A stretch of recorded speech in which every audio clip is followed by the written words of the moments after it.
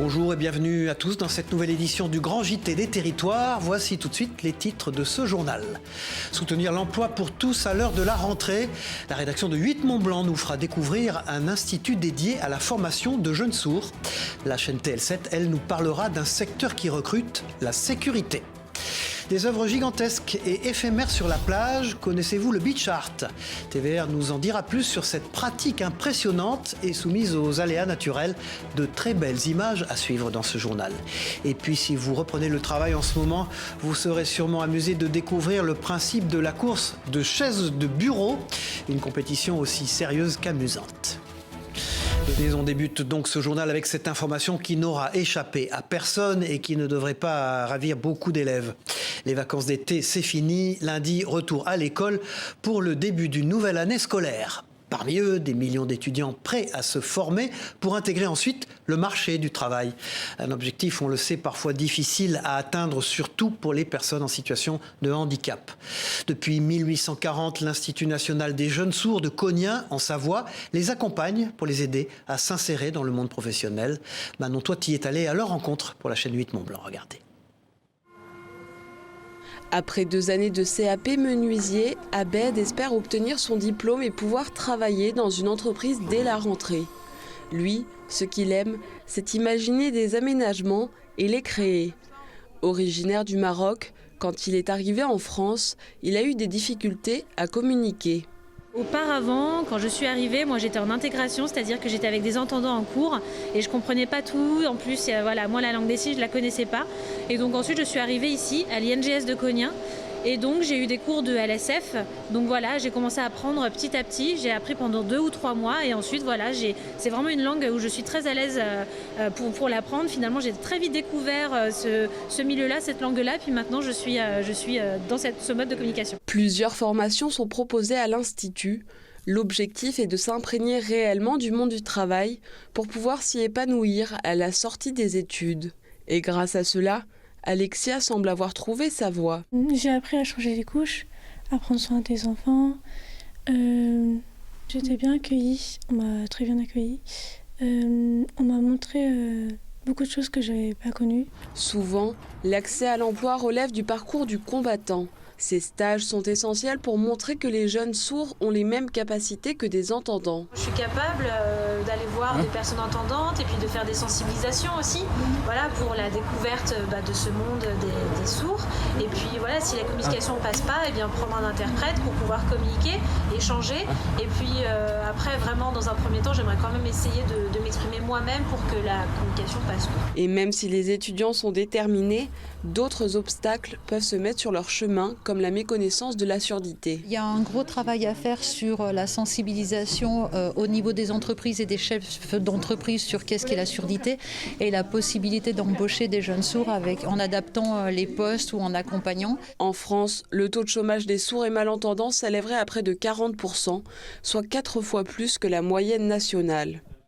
Voilà, et sachez que dans 3 semaines, le 23 septembre précisément, nous célébrerons la Journée internationale des langues des signes. Voilà, et sur le marché du travail, de nombreux secteurs peinent aujourd'hui à répondre à leurs besoins d'embauche. Celui de la sécurité notamment n'est pas en reste. La Coupe du monde de rugby et surtout les Jeux olympiques de Paris appellent à un effort de recrutement. Un besoin qui se fait ressentir notamment dans les centres de formation. Exemple dans la Loire avec ce sujet de Marie-Lise Pariot de TL7. Dans ce cours, les lycéens n'ont pas un problème de mathématiques courant. Ils doivent déterminer le nombre d'agents de sécurité nécessaires pour un festival accueillant 4200 personnes. Ce lycée forme une centaine de jeunes au métier de la sécurité, un secteur en tension, et ces alternants l'ont déjà remarqué dans leurs entreprises. La plupart du temps, on est en sous-effectif et là, pour les événements qui vont venir, la sécurité recrute beaucoup et je le vois. L'avantage pour ces jeunes, c'est que l'offre est particulièrement intéressante pour les stages et les alternances. Dans la Loire, nous on trouve facilement des stages et le fait aussi de bien travailler avec les entreprises nous permet peut-être plus tard de pouvoir travailler avec eux, de faire un peu notre promotion avec ces entreprises-là. Mais le métier d'agent de sécurité est difficile, physique, aux horaires particuliers, pour lequel il faut y accorder quelque chose en plus. Ce doit être un métier de passion. De toute manière, être au service des gens, au service des autres, ça demande beaucoup de sacrifices personnels, de travailler de façon atypique, c'est-à-dire vous travaillez pendant que les autres s'amusent. Une raison qui explique en partie le manque de personnel. Pour les 3 prochaines années, la profession estime qu'il faudra 150 000 nouveaux agents pour les 3 prochaines années. Ce chiffre est légèrement impacté par les futurs événements internationaux. Professeurs et élèves ont le même discours. C'est sûr que ça va être compliqué parce qu'on est en manque d'effectifs dans la sécurité, surtout en sécurité privée. Donc ça va être assez tendu, mais on va y arriver. Les élèves du CAP se sentent déjà prêts à prendre la relève. Aujourd'hui, ils réalisaient une simulation pour sécuriser le bâtiment. Le lycée Sainte-Thérèse est le premier établissement de la Loire à avoir proposé une formation de sécurité en 2010 avec le CAP. Depuis, ils ont ouvert 2 autres formations et en prévoient de nouvelles pour répondre aux nombreuses demandes. Allez, intéressons-nous à présent à un autre métier dans cette édition et à un navire méconnu de la plupart d'entre nous, la pilotine. Un navire puissant à la fonction particulière, transporter des pilotes spécialistes des entrées et des sorties de port à bord des ferries, des paquebots ou des cargos, comme vous le voyez sur ces images de nos partenaires en Corse. Un bateau et un métier atypique et non sans risque. Écoutez ces précisions recueillies par Maï Poupard et Paul Claret de Télépaésé. Alors, notre métier consiste à faire entrer des bateaux ici sur la station de l'Île-Rousse et de Calvi. C'est les bateaux à partir de 60 mètres, tout ce qui est yacht ou navire de plaisance et surtout de commerce, et les faire entrer en sécurité. C'est surtout des bateaux qui sont très puissants pour affronter les mauvaises conditions météorologiques. Ce sont des bateaux qui sont relativement stables, qui permettent de passer du portique que vous voyez à l'échelle de pilote et qui nous amène à bord en toute sécurité. Développer le langage dès le premier âge, c'est l'objectif de l'action Un bébé, un livre. Des ouvrages distribués aux parents pour les inciter à pratiquer la lecture aux enfants. En Martinique, plusieurs maternités sont impliquées dans ce dispositif mené par la Fédération nationale des orthophonistes. Sur l'île, l'illettrisme concerne près de 13% des adultes. Un reportage sur place de Loïc Régis et de Diana François-Eudoxy pour Via TV. Un livre pour stimuler le langage de l'enfant dès son plus jeune âge. L'ouvrage est un support afin d'inciter les parents à pratiquer la lecture. Les cadeaux sont distribués dans plusieurs maternités de l'île.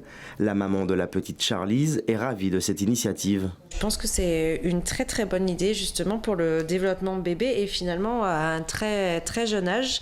Moi en tout cas j'adore, j'aime beaucoup. C'est une bonne idée, je trouve que c'est mieux que d'offrir un vêtement ou un objet où c'est ludique. Un bébé, un livre, pour apprendre à communiquer, enrichir son vocabulaire ou encore nourrir son imagination. Le livre est un outil pour l'enfant, aussi bien que le parent, qu'il sache lire ou non. On a un taux d'illettrisme qui est un des plus élevés de tous les départements français. Hier, on expliquait également qu'on a un taux de prématurité qui est le plus élevé de tous les départements français. Il faut savoir qu'un enfant qui est né prématurément aura malheureusement plus de risques de développer des troubles du langage. Cette action s'effectue dans le cadre de la lutte contre l'illettrisme. Dans ce combat, la détection des troubles du langage est déterminante chez l'enfant. Un enfant qui ne regarde pas dans les yeux, un enfant qui ne s'intéresse pas au bruit environnant, un enfant qui se referme un petit peu sur lui-même, qui a du mal à rentrer justement en interaction avec son environnement et les autres. Voilà, ça doit interpeller et ça très très tôt. Le langage oral est une compétence socle pour le langage écrit. Cette action de sensibilisation est menée depuis une dizaine d'années par la Fédération nationale des orthophonistes. C'est un secteur qui ne cesse de se développer. L'industrie des drones s'installe durablement en Gironde. Le territoire accueille depuis peu la plus longue zone d'essai d'Europe dédiée à ces engins. Une aubaine qui permet de placer toute la région au cœur d'un écosystème porteur et d'avenir. Un sujet d'Alix Fourcade pour TV7, la chaîne du groupe Sud-Ouest. Sur la piste d'Ourtin, le télépilote Julien Pévrol de l'entreprise de drones Milton prend place pour tester son cargo. C'est un drone qui va permettre d'emporter des charges jusqu'à 10 kg, des caméras plutôt lourdes, faire du largage ou de l'emport de matériel, mettons pour du pompier. La mise en place dure une bonne heure et pour cause. C'est un long processus, surtout que là c'est un drone qui va être validé, il n'a encore jamais volé pour l'instant. Cette nouvelle piste la plus longue d'Europe a été mise en place par la Technopole Bordeaux Techno-Ouest. Et la grosse nouveauté, c'est que de cette zone terrestre, il y a un corridor qui part plein ouest vers l'océan pour rejoindre notre zone longue élongation qui fait 50 km de long, qui sera agrandi à 100 km de long très prochainement. Un nouvel outil qui vient répondre aux besoins croissants de la filière du drone en plein développement. L'entreprise Milton en est un bon exemple. Fondée en 2017, elle dénombre déjà une trentaine de salariés et conçoit de plus en plus de prototypes. Aujourd'hui, on a de plus en plus de demandes d'opérateurs drones ou de fabricants de capteurs de tester leur matériel à des distances éloignées de leur base opérationnelle. Et du coup, aujourd'hui, il fallait aller de plus en plus loin et la zone de Hourtin répond à ces contraintes. Bordeaux Techno-Ouest a collaboré avec la municipalité d'Hourtin et la communauté de communes du Médoc qui espèrent de leur côté des retombées économiques positives pour les commerces. À long terme, il y a des applications qui peuvent être développées sur l'agriculture, sur l'inspection des lignes EDF, sur le nautisme avec les drones nautiques sur les lacs. Bordeaux Techno-Ouest paye un loyer symbolique de 1 000 € par an à la ville en échange de l'utilisation de cette zone d'essai. Pour financer sa construction, la Technopole a investi 30 000 €. Voilà, et les drones, vous allez le voir, peuvent aussi se mettre au service de l'art et plus précisément au service du beach art. Cette discipline encore méconnue vise à réaliser à l'aide de simples râteaux des œuvres gigantesques sur les plages. Le sable, comme simple support, le beach art est éphémère puisque soumis à la volonté des marées. Une découverte et de sublimes images dans ce sujet de Simon Barraud pour TVR. Votre feuille de dessin, je vous la présente, elle est là. Et dans quelques heures, la mer va tout effacer, comme ça demain nous aurons une nouvelle feuille de dessin. En cet après-midi venteuse, sur la plage du Sillon, à Saint-Malo, 8 personnes sont venues participer au cours de Beach Art, animé par Inga. Chaque groupe va devoir dessiner une rosace, large d'une vingtaine de mètres chacune. Le tournevis, c'est la pointe du compas. Et ça, c'est le crayon papier qu'on met au bout du compas qui va te servir à tracer. Première étape, les contours de la rosace. Sur le moment, en fait, il faut vraiment faire attention à la tension du fil et tout. On se rend pas trop compte. Je crois qu'après, on va voir effectivement en montant que c'est dessiné et que ça commence à ressembler à quelque chose. Après avoir pris un peu de hauteur, il est temps de passer au remplissage. On se réchauffe. C'est super agréable à faire. On se concentre. On prend un bon bol d'air. C'est génial. Si Inga Smizinski s'est fait un nom dans le beach art, c'est grâce à ses œuvres spectaculaires dessinées sur les plages de la région. Une passion devenue son métier. Au début, c'était uniquement pour le plaisir. Donc je dessinais des animaux, des mandalas. Et puis progressivement, j'ai des amis qui m'ont demandé des commandes pour des anniversaires. Et puis un jour, ça a été des entreprises, des associations. Et puis finalement, c'est devenu officiel. Donc en fait, la plupart de mon travail, ce sont des commandes. Le tracé des beach artistes étant dicté par la marée, il faut savoir s'arrêter quelques secondes et prendre le temps de contempler son œuvre.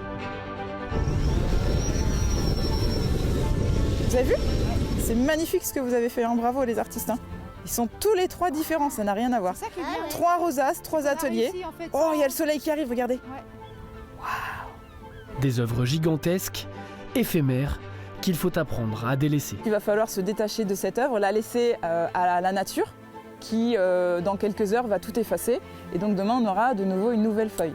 Une nouvelle feuille prête à accueillir de nombreux dessins. Voilà, son travail à lui n'a rien d'éphémère, bien au contraire, puisqu'il a pour objectif d'entretenir des mécaniques historiques. Fabien Perrault est un garagiste, pas comme les autres. Un atelier ambulant et des voitures anciennes sont ses outils de travail. Frédéric Sillet, pour Via Occitanie, l'a suivi lors d'une intervention sur une Dauphine de 1960. Regardez son reportage. Moi, j'ai tout. Oui, il a tout. Bidon d'huile, piston de rechange et bougie d'allumage. C'est parti. Fabien Perrault est prêt à prendre la route pour remplir sa mission, celle d'un spécialiste ambulant au service de la mécanique automobile ancienne, à bord de son estafette de 1972. Elle s'appelle Choupette, mon principal outil de travail et surtout un super jouet au quotidien. J'ouvre, hein. Aujourd'hui, il a rendez-vous avec Renaud Morin, propriétaire d'une Dauphine des années 60 qu'il souhaite remettre en état. C'est plutôt un redémarrage de ce que j'ai compris. Oui, elle n'a pas roulé en fait, elle est restée dans un garage pendant quelques mois. Je vais regarder ça, je vais remettre la batterie neuve. Je suis passionné, donc les voitures, elles me parlent. Je leur parle, je suis un peu dans un autre monde quand je fais de la mécanique. Sur les voitures modernes, il n'est plus question de faire de la mécanique comme on faisait à l'époque. Là, je peux pratiquement tout réparer avec peu d'outillage. Et là, c'est plus empirique, quoi. C'est à l'oreille, aux sensations. Bon, la batterie, c'est fait. Ce que je vais faire, c'est que je vais contrôler l'allumage. Okay. Après un contrôle général du moteur et quelques litres d'essence dans le réservoir, c'est l'heure de vérité. Allez-y. Elle redémarre pour le plus grand plaisir de son propriétaire réticent de laisser sa Dauphine entre n'importe quelle main. J'ai la certitude d'avoir un professionnel qui connaît ce type de mécanique et qui est capable de résoudre tous les problèmes que ces mécaniques peuvent avoir spécifiquement. La demande en France sur l'entretien et la restauration de voitures anciennes est en constante évolution. Depuis la dernière décennie, certaines d'entre elles ont même vu leur valeur multipliée par 10. Fabien et Choupette ont encore devant eux de nombreux kilomètres à parcourir ensemble pour se rendre là où l'on aura besoin d'eux.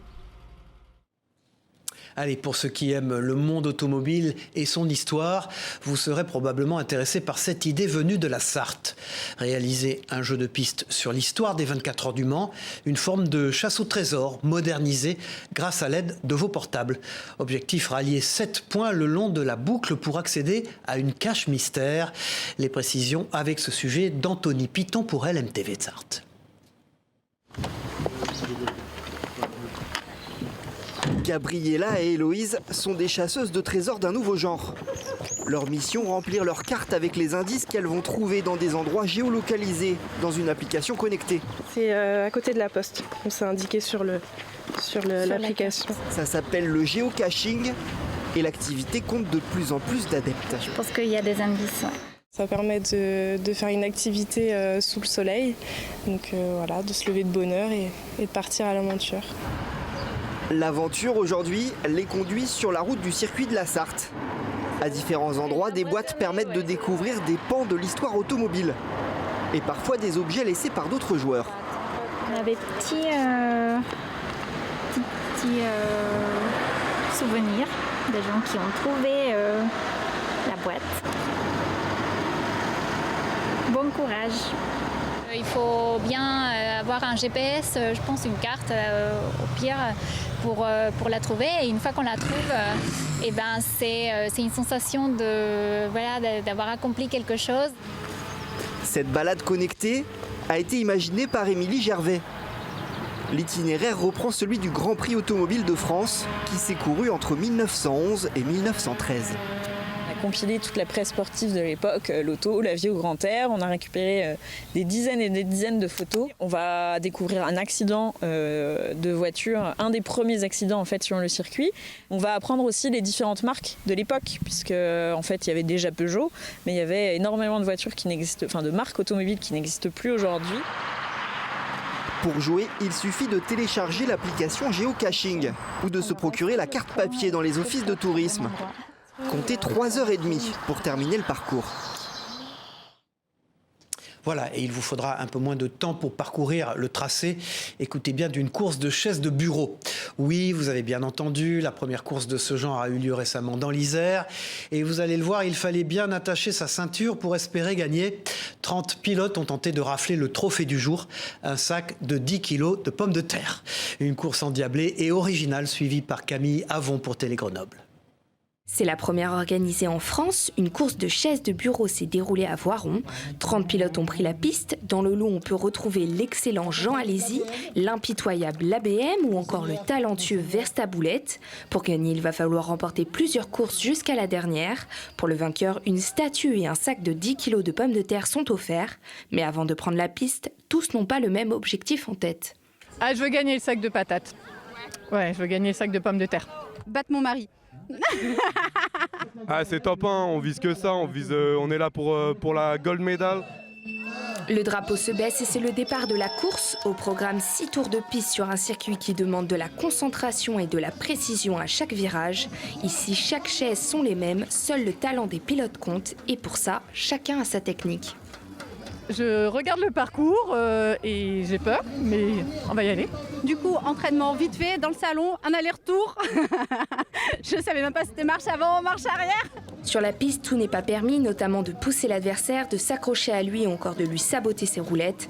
Roue contre roue, les pilotes mettent toute leur force jusqu'à la fin. Des bolides qui n'en finissent pas indemnes, alors en cas de crevaison, les pilotes sont autorisés à réaliser un pit stop pour prendre une autre chaise.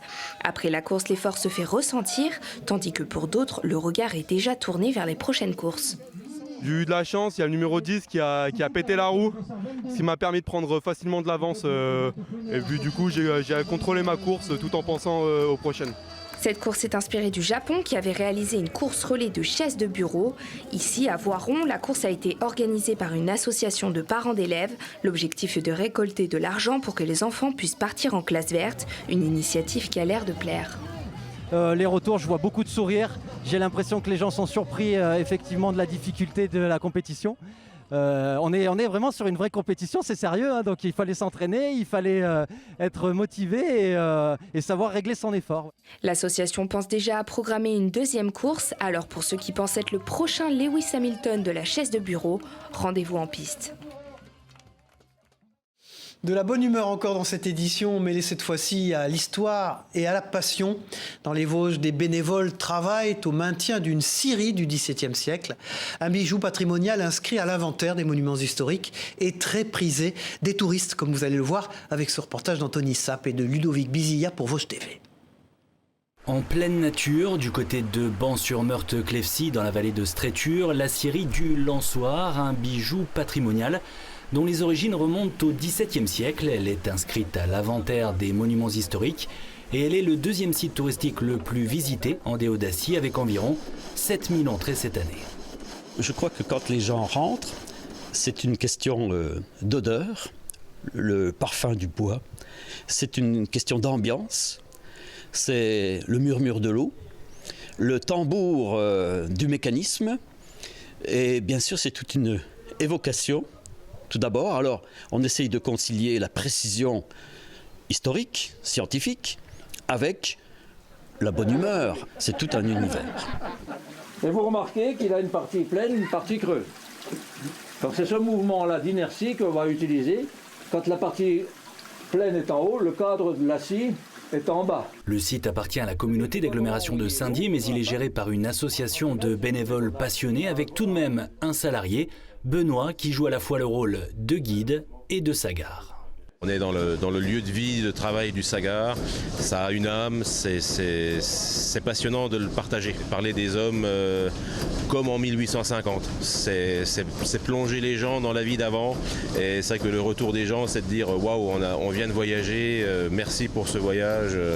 C'est ça, le plus intéressant de ce métier. Et ils étaient encore une cinquantaine ce jeudi à traverser les couloirs du temps avec en effet le même ressenti après la visite.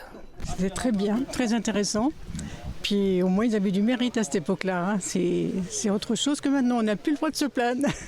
Quand je vois comment ils travaillaient, tout ça, je me dis mais c'était un autre monde. Hein. Quand vous voyez les tracteurs maintenant et puis vous voyez comment ils faisaient le travail à l'époque, c'est vrai que c'est assez impressionnant. Ouais. La scierie du Lançoir, témoin du passé qui a traversé les siècles sans trop d'encombre, est choyée aujourd'hui par l'association éponyme qui multiplie les projets pour mettre en valeur ce patrimoine. Le dernier en date, un jeu de société sur lequel vont se pencher des étudiants de l'IUT de Saint-Dié dans le cadre d'un projet tutoré sur les trésors de la Déodacie. Et bien entendu, la scierie en fait partie. Allez, on referme ce journal avec la découverte d'un métier rare, celui de bronzier d'art, une profession que pratique depuis l'âge de 17 ans Jean-Maurice Sellerier dans l'Aube. Dans son atelier, ce passionné restaure des portails, des statues, du mobilier venu du monde entier. Et parmi ses fidèles clients, le gouvernement américain, rien que ça, fait souvent appel à son talent. Un sujet de la rédaction de Christian Vieira pour Canal 32.